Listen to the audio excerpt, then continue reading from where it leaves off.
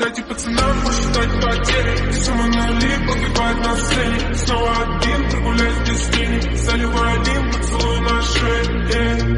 Каждый толпа, правда назад, черный каскад. Вижу твой взгляд в стене. Hello students, कैसे हो आप सभी लोग। मैं ललित सर स्वागत करता हूं आपका मेरे इस YouTube channel power of physics bye Lalit sir में। तो प्यारे बच्चों, अपना लास्ट टॉपिक जो था वो कूलाम्स लॉ था और कूलाम्स लॉ अपना कंप्लीट हो चुका है, ठीक है। और मैंने बोला था इसका नेक्स्ट टॉपिक जो अपन पढ़ेंगे वो आज पढ़ने वाले हैं डाई इलेक्ट्रिक कांस्टेंट। तो आज अपन क्लास में डाई इलेक्ट्रिक कांस्टेंट यानी कि रिलेटिव परमिटिविटी वाला जो टॉपिक है वो कवर करने वाले हैं। तो इस चीज को स्टडी करने के लिए डाई इलेक्ट्रिक कांस्टेंट का टॉपिक अपन आज की क्लास में लेकर आए हैं। तो प्यारे बच्चों, वीडियो को लाइक, शेयर और सब्सक्राइब करना ना भूलें। करें स्टार्ट। चलो आइए मेरे साथ। आज का जो टॉपिक है वो है अपना डाई इलेक्ट्रिक कांस्टेंट, ठीक है। और डाई इलेक्ट्रिक कांस्टेंट को अपन क्या बोलते हैं, किस नाम से जानते हैं? रिलेटिव परमिटिविटी, है ना। तो रिलेटिव परमिटिविटी किससे रिप्रेजेंट करेंगे इसको? Epsilon R. तो देखो ये जो फॉर्मूला है वो अपन को निकालना है। अब इसमें ना मैं आपको दो चीज बताने वाला हूं। एक तो फॉर्मूला कैसे निकलेगा, ठीक है। और ध्यान रखना ये फॉर्मूला दो कॉन्सेप्ट में काम करता है, एक तो फोर्स के रेशियो में, ठीक है, और एक डाई इलेक्ट्रिक के रेशियो में। तो देखो कैसे काम करेगा। सपोज दैट कि यहां पे अपन इसका डेरिवेशन कर रहे हैं। तो आपने कूलाम्स लॉ सबने पढ़ा हुआ है। क्या है कूलाम्स लॉ बताओ? 1/4 pi epsilon naught Q1 Q2 upon R square. ये अपन ने पढ़ा हुआ है कि नहीं पढ़ा हुआ? पढ़ा हुआ है ना। ये तो वैक्यूम में है, मीडियम के लिए एप्सिलॉन नॉट की जगह एप्सिलॉन यूज में लेते हैं, याद है आपको। और मीडियम और वैक्यूम का दोनों का जब डिवीजन हो जाएगा कहीं ना कहीं, ठीक है, परमिटिविटी वाला कॉन्सेप्ट निकल कर आएगा, ठीक है। अब देखो चलो करते हैं स्टार्ट। यहां पे जैसे व्हेन टू चार्जेस, अब अपने पास सपोज करो बेटा अपने पास दो चार्जेस है ना। तो व्हेन टू चार्जेस कौन कौन से? Q1 and Q2 are placed in vacuum. किसमें प्लेस कर रहे हैं बेटा दोनों चार्जेस को? Are placed in vacuum at distance small R, at distance small R. अब देखो अपने पास दो चार्जेस है बेटा Q1 एंड Q2, दोनों को अपन ने प्लेस कर दिया कहां पे? वैक्यूम के अंदर। कितनी डिस्टेंस पर? At distance small R. Then force between given by, then force between them is given by, यानी कि दोनों के बीच में जो फोर्स लगेगा वो फोर्स कौन सा लगेगा अपने पास? Coulomb force. और कूलाम्ब फोर्स को किससे रिप्रेजेंट करते हैं अपन?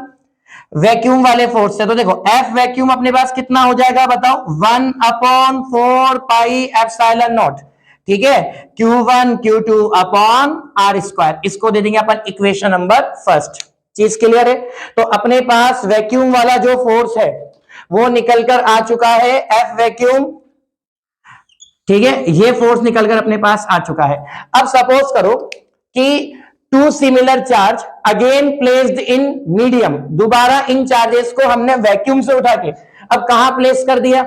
मीडियम में प्लेस कर दिया। तो देखो मीडियम में प्लेस करने से जो एप्सिलॉन नॉट है वो चेंज हो जाएगा, क्योंकि वैक्यूम के लिए परमिटिविटी अलग होती है ना, मीडियम के लिए परमिटिविटी अलग होती है, क्योंकि डाइलेक्ट्रिक कांस्टेंट की वैल्यू बेटा सबके लिए अलग अलग होती है। जैसे वाटर के लिए 80 होती है, वैक्यूम के लिए 1 होती है, मेटल्स जितने भी होते हैं जो अपने उनके लिए इनफाइनाइट होती है। तो उसकी एक टेबल है ना, जिसके लिए मैं उसको बोर्ड पे बनाऊंगा, अभी अपन इसको भी डिस्कस करेंगे। तो अब देखो अगेन, यानी कि अपन दोबारा लिख सकते हैं इफ टू सिमिलर चार्जेस, ठीक है, या फिर आप ये बोल सकते हो कि if two charges are placed in, है ना, सिंपल लिख देते हैं, चलो तुमको दिक्कत नहीं होगी। If two charges Q1 and Q2, और ध्यान रखना दोनों सेम चार्जेस है ना, are placed in vacuum, are placed in sorry medium. अपन यहां पे मीडियम में प्लेस कर रहे हैं बेटा।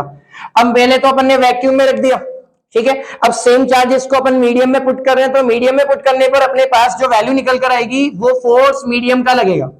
तो फोर्स की वैल्यू क्या आएगी बताओ? 1/4 पाई एप्सिलॉन। देखो यहाँ पे एप्सिलॉन नॉट है, ठीक है, लॉजिक समझना। और यहाँ पे एप्सिलॉन लिखना है, पता चले यहाँ पर भी एप्सिलॉन नॉट लिख दो आप, है ना। अगर ऐसा कर दोगे तो फिर वैक्यूम वाली कंडीशन बन जाएगी जिसका डाइलेक्ट्रिक कांस्टेंट 1 आ जाएगा। तो 1/4 पाई एप्सिलॉन नॉट की जगह यहां क्या लिखना है?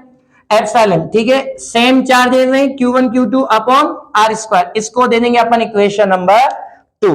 तो अब बेटा किसी भी चीज का कभी भी ध्यान रखो, फिजिक्स के अंदर कंपैरिजन अगर आपको निकालना है ना, फिजिक्स के अंदर अगर आपको कंपैरिजन निकालना है तो एक चीज मैं आप लोगों को क्लियर कर दूं कि कंपैरिजन के लिए हमेशा दो इक्वेशंस को अपन डिवाइड करते हैं। तो अब यहां पर क्या करेंगे, अपन डिवाइड करेंगे, तो dividing equation first by equation second, equation first को इक्वेशन सेकंड से आप लोग यहाँ पे डिवाइड करोगे। तो डिवाइड करने पर एलएचएस का डिवाइड एलएचएस के अंदर, आरएचएस का डिवाइड आरएचएस के अंदर। तो देखो जो कॉन्सेप्ट बनने वाला है उसको मैं यहाँ पे डिफाइन करने वाला हूं। तो एलएचएस का डिवाइड यहाँ पर क्या हो जाएगा, एफ वैक्यूम, ठीक है। इधर एलएचएस क्या हो जाएगा, एफ मीडियम, होगा कि नहीं होगा, होगा ना। तो F vacuum upon F medium, इसका आरएचएस क्या हो जाएगा अपने पास यहाँ पे 1/4 pi epsilon naught Q1 Q2 upon R square divided by 1/4 pi epsilon Q1 Q2 upon R square. देखो Q1 Q2 से Q1 Q2 कैंसिल हो गया, आर स्क्वायर से आर स्क्वायर कैंसिल हो गया, 1/4 पाई से 1/4 पाई कैंसिल हो गया। तो अपने पास क्या बचा, फ्रैक्शन के नीचे फ्रैक्शन आ गया, यानी कि अपने पास बचा इधर 1/एप्सिलॉन नॉट, नीचे क्या बच रहा है बेटा 1/एप्सिलॉन। ये चीज अपने पास रिमेनिंग रहेगी। तो क्या सीन बना, F vacuum upon F medium, यानी कि वैक्यूम में जो फोर्स है और जो मीडियम के अंदर जो फोर्स वर्क कर रहा है, उस कंडीशन में जब दोनों का जो रेशियो है, देखो फ्रैक्शन के नीचे फ्रैक्शन है तो ये ऊपर चला जाएगा, तो इन दोनों का रेशियो क्या निकल कर आया, एप्सिलॉन अपॉन एप्सिलॉन नॉट, ठीक है। और ध्यान रखना very very important, epsilon upon epsilon not का जो रेशियो होता है उसी को बोलते हैं एप्सिलॉन आर। अब यहां पर जो एप्सिलॉन आर है वो क्या है, एप्सिलॉन क्या है और ये क्या है, तो देखो मैं आपको एक बार इसको डिफाइन कर देता हूं। एप्सिलॉन आर अपने पास होती है रिलेटिव परमिटिविटी इन मीडियम, क्या होती है बेटा, रिलेटिव परमिटिविटी इन मीडियम, ये अपने पास एप्सिलॉन आर होता है, ठीक है। एप्सिलॉन क्या होता है बेटा, एप्सिलॉन होता है एब्सोल्यूट परमिटिविटी, ठीक है, रिलेटिव नहीं है। ऑलवेज रिमेंबर एब्सोल्यूट का रेशियो रिलेटिव होता है, ठीक है। तो ये अपने पास क्या हो जाएगा, एब्सोल्यूट परमिटिविटी इन मीडियम, तो एब्सोल्यूट परमिटिविटी इन मीडियम, और यहां पर क्या हो जाएगा, एब्सोल्यूट परमिटिविटी इन, बताओ, एब्सोल्यूट परमिटिविटी इन वैक्यूम। तो चीजें क्लियर है ना बेटा सभी को। तो absolute permittivity in medium and absolute permittivity in vacuum, दोनों का जो रेशियो है that is called the relative permittivity, और इसका एक और नाम होता है, शायद आपने सुन रखा होगा, डाइइलेक्ट्रिक कांस्टेंट, ठीक है। तो अब इसकी दो डेफिनेशन बन गई, चाहो तो आप फोर्स के रेस्पेक्ट में दे दो, है ना। एक कॉन्सेप्ट क्या हो गया, द रेशियो ऑफ, सुनना, the ratio of force work in vacuum to force work in medium is called the relative permittivity. एक कॉन्सेप्ट अपन ये दे सकते हैं, या फिर एक कॉन्सेप्ट अपन इसके रेस्पेक्ट में भी दे सकते हैं, एक definition, the ratio of absolute permittivity in medium to absolute permittivity in vacuum, that is called the, clear है ना, समझ गया, the ratio of absolute permittivity in medium to absolute permittivity in vacuum is called the relative permittivity. कहानी समझ में आ गई, चलो। तो ये अपने पास कॉन्सेप्ट निकल कर आ गया। अच्छा, इसमें एक फॉर्मूला और निकल कर आता है, देखो जैसे इस वाले कॉन्सेप्ट से अगर मैं फॉर्मूला निकालूं तो आपको पता है epsilon upon epsilon naught is equal to epsilon R हो गया। अगर मुझे एप्सिलॉन की वैल्यू निकालनी है तो क्या हो जाएगा बेटा, एप्सिलॉन नॉट एप्सिलॉन आर। तो ध्यान रखना ज्यादातर ये वाला फॉर्मूला बहुत काम आता है, epsilon is equal to epsilon naught epsilon R, clear है। अच्छा, एक और चीज, अब देखो ये भी परमिटिविटी, ये भी परमिटिविटी, तो दोनों कैंसिल हो जाएगी, यानी कि दोनों यूनिट लेस होगी और डायमेंशन लेस होगी। तो ध्यान रखना रिलेटिव परमिटिविटी यूनिट लेस होती है बेटा, रिलेटिव परमिटिविटी क्या होती है, यूनिट लेस। तो ये किससे मल्टीप्लाई हो रही है, एप्सिलॉन नोट से। एप्सिलॉन नोट की यूनिट क्या होती है, कूलम स्क्वायर पर न्यूटन मीटर स्क्वायर, और वैल्यू भी यही होती है, समझ रहे हो। तो जो वैल्यू आपकी एप्सिलॉन नोट की होगी वही सेम वैल्यू आपकी किसकी होगी बेटा, एप्सिलॉन की होगी। चीजें क्लियर है, चलो तो फिर कोई प्रॉब्लम नहीं है। तो ये आपका जो टॉपिक है वो है अपने पास रिलेटिव परमिटिविटी का, ठीक है। चलो अब सुनो, इसकी टेबल में बोर्ड पे बनाने जा रहा हूं, तो एक बार इसका स्क्रीनशॉट ले लो, फिर इसकी अपन टेबल शो करते हैं बोर्ड पर।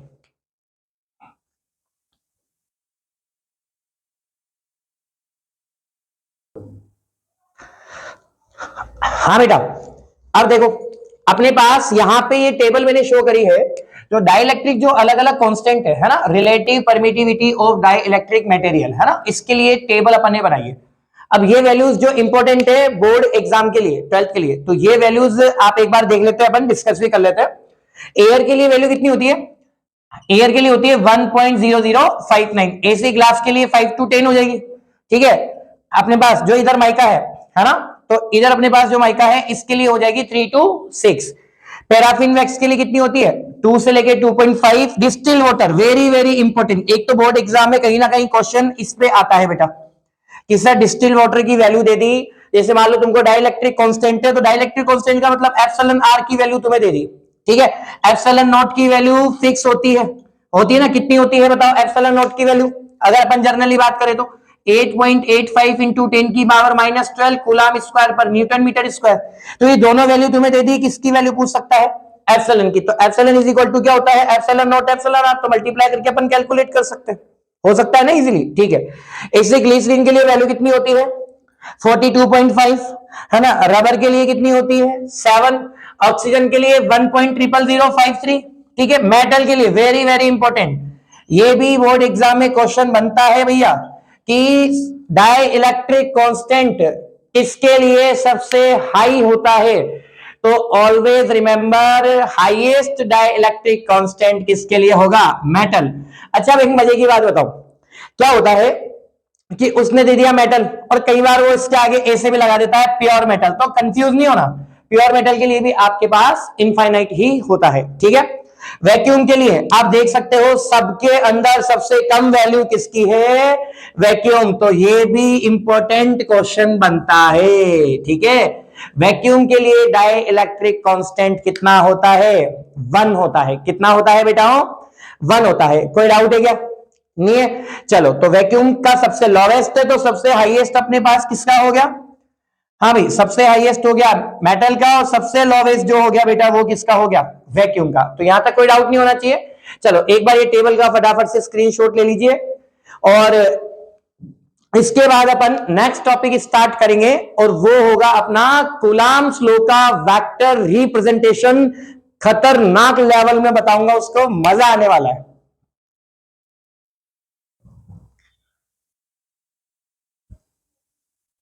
हाँ बेटा, ले लिया स्क्रीनशॉट। चलो, नेक्स्ट टॉपिक अपन जो स्टार्ट करने वाले हैं वो बोर्ड एग्जाम के लिए भी इंपॉर्टेंट है ना, और कहीं ना कहीं नीट आईआईटी वाले कॉन्सेप्ट के लिए भी इंपॉर्टेंट है। ठीक है प्यारे बच्चों, आज 7 मई है, और आपको पता होगा अपने कोचिंग के अंदर से प्रॉपर कॉन्सेप्ट के साथ जो नीट के क्वेश्चंस आए हैं, ठीक है, उनको देख के बच्चों के अभी भी रिप्लाई और मैसेजेस आ रहे हैं कि सर मजा आ गया, क्योंकि फिजिक्स का जो इस बार पेपर लेवल है थोड़ा सा इजी था। ठीक है, बाकी रिजल्ट आने दो, और आपको पता होगा कि आईआईटी जो अपने अंदर जेई मेन है उसके अंदर से अपने इंस्टीट्यूट के 2 से 3 बच्चों का सिलेक्शन भी हो चुका है। इस चीज के लिए भी मैं उन बच्चों को हार्दिक शुभकामनाएं देना चाहता हूं। ठीक है, मेहनत अपनी बस होनी चाहिए, क्योंकि 100% एफर्ट्स अगर आप किसी चीज में लगा दोगे ना, विदाउट एनी फियर, बिना किसी डर के, तो मजा आ जाता है बस। तो इसी के साथ बस मेहनत आप करिए, आप लोग मेरा साथ दोगे तो मैं इसी तरीके से यूट्यूब पे अच्छे अच्छे वीडियोस लाता रहूंगा। तो करें अपना कलर टॉपिक स्टार्ट। चलो, तो नेक्स्ट टॉपिक अपना जो स्टार्ट है वो है vector representation of Coulomb's law. अच्छा टॉपिक है बेटा, वेक्टर रिप्रेजेंटेशन। थोड़ा सा देखना इसको, vector representation of Coulomb's law. तो वेक्टर रिप्रेजेंटेशन क्या होता है, एक बार अगर अपन इसको चेक करें तो आपको पता है बेटा कूलम्ब्स लॉ का सीन क्या है? कूलम्ब्स लॉ का सीन क्या है सबको पता है, क्या होता है कूलम्ब्स लॉ? चलो बताओ। We know that Coulomb's law अपने पास होता है F is equal to 1/4 pi epsilon naught Q1 Q2 upon R square. देखो बेसिकली आपने वेक्टर रिप्रेजेंटेशन नहीं पढ़ा, आपने यही वाला फॉर्मूला पढ़ा है ना। तो वेक्टर रिप्रेजेंटेशन को पढ़ने के लिए आपको पहले डायग्राम समझना पड़ेगा, और डायग्राम जब मैं समझा दूंगा तो शायद आपके माइंड में 50% डाउट क्लियर हो जाएंगे। ठीक है, उसके बाद अपन इसका वेक्टर रिप्रेजेंटेशन वाला फॉर्मूला कैलकुलेट करेंगे। तो देखो सबसे पहले अपन डायग्राम को समझते हैं। तो याद करो अपने पास, ध्यान देना बेटा, अपने पास 3 एक्सिस है। कौन कौन सी? एक तो है एक्स वाली, है ना, क्लियर है, एक अपने पास बेटा वाई वाली एक्सिस है, और एक अपने पास कौन सी वाली एक्सिस है बेटा, जेड वाली एक्सिस है। तो एक्स वाई जेड अपने पास 3 एक्सिस है, और यहां पर इसका ओरिजिन पॉइंट है, और इस ओरिजिन पॉइंट को अपन ने क्या मान लिया, ओ पॉइंट मान लिया। ठीक है, चलो चीजों को समझने की कोशिश करना, बहुत अच्छे तरीके से समझाने वाला हूं इसको, ताकि आपको बिल्कुल सिंपल वे में क्लियर हो जाए। तो एक्स वाली जो एक्सिस है वो ये रही, वाई वाली ये रही, और जेड वाली ये रही। अब अपने पास ओरिजिन पॉइंट से अपन 2 ऑब्जेक्ट यहां पे कंसीडर करने वाले हैं, ए वाला और बी वाला। तो देखो यहां से R1 की डिस्टेंस पर, यानी कि इसका जो पोजीशन वेक्टर है वो अपन ने कितना ले लिया, R1। तो R1 की डिस्टेंस पर अपने पास कोई ऑब्जेक्ट है ए वाला, ठीक है, और इसी ओरिजिन पॉइंट से R2 की डिस्टेंस पर अपने पास कोई ऑब्जेक्ट है, कौन सा वाला बेटा, बी वाला। ये अपन ने कोई ऑब्जेक्ट कंसीडर कर लिया। ए वाले पॉइंट पर अपने पास कौन सा चार्ज है बेटा, Q1, और बी वाले पॉइंट पर कौन सा चार्ज है, Q2। तो समझ गए ना, 2 चार्ज हैं Q1 और Q2, और दोनों चार्ज ए और बी पॉइंट पे सिचुएटेड है पर्टिकुलर डिस्टेंस वेक्टर के साथ, यानी कि पोजीशन वेक्टर भी बोल सकते हो आप। तो O से R1 वेक्टर की डिस्टेंस पर ए पॉइंट, O से R2 वेक्टर की डिस्टेंस पे बी पॉइंट, जिस पर Q1 और Q2 चार्ज अपने पास सिचुएटेड है। अब पता है क्या है कि हमेशा ध्यान रखना कि एक चार्ज दूसरे चार्ज पे क्या अप्लाई करेगा, फोर्स अप्लाई करेगा। अब मजे की बात क्या है, आपको पता है फोर्स हमेशा 2 ही नेचर के हो सकते हैं, या तो अट्रैक्शन फोर्स या रिपल्शन फोर्स। अगर सिमिलर नेचर के चार्ज है तो रिपल्शन लगेगा, और आपको पता है अपोजिट नेचर है तो अट्रैक्शन लगेगा। तो अपन ये मान के चलते हैं कि सिमिलर नेचर के चार्ज है, ठीक है। तो अपने पास जो ए वाला पॉइंट है, इस पर जो बेटा ये Q1 वाला चार्ज है, तो Q1 वाला चार्ज Q2 पर एक फोर्स अप्लाई करता है। अब आप खुद दिमाग लगाओ कि अपने पास Q1 वाला जो चार्ज है वो Q2 पर फोर्स का अप्लाई करेगा, नीचे की तरफ, ठीक है। Q1 को धक्का लगाना है बेटा Q2 के ऊपर। तो हमेशा ध्यान रखना, जिस पर फोर्स अप्लाई किया जाता है उस डिजिट को पहले लिखते हैं। जैसे मैंने बोला Q1 वाला फोर्स अप्लाई कर रहा है Q2 पर, तो बेटा 2 पर अप्लाई कर रहा है तो 2 वाली डिजिट पहले लिखेंगे। कौन अप्लाई कर रहा है, 1 वाला, तो 1 को बाद में लिखेंगे। तो फोर्स क्या बन गया अपने पास, F21।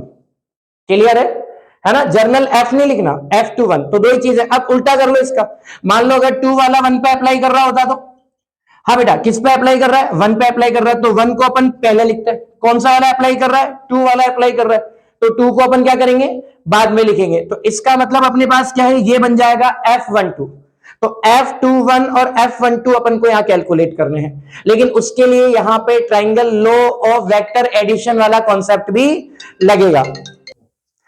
हाँ, तो अपने पास F12 और F21 वाले फोर्स अपन को निकालने, लेकिन यहां पर जब अपन ये पूरा डायग्राम बनाएंगे तो आपको पता है यहां पे एक लॉ एप्लीकेबल होगा, वो होगा triangle law of vector addition, ठीक है।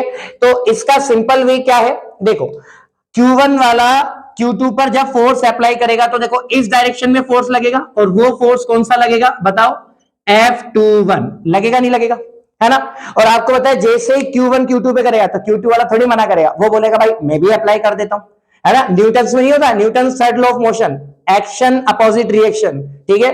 तो ऐसे ही Q2 वाला Q1 पर अप्लाई करेगा इस डायरेक्शन में, तो वो कौन सा फोर्स अप्लाई करेगा बेटा, F12। अब इसमें एक मजे की बात बताऊं कि जिधर की तरफ आपका F21 है तो उसका पोजीशन वेक्टर भी उसी रेस्पेक्ट में लेना है।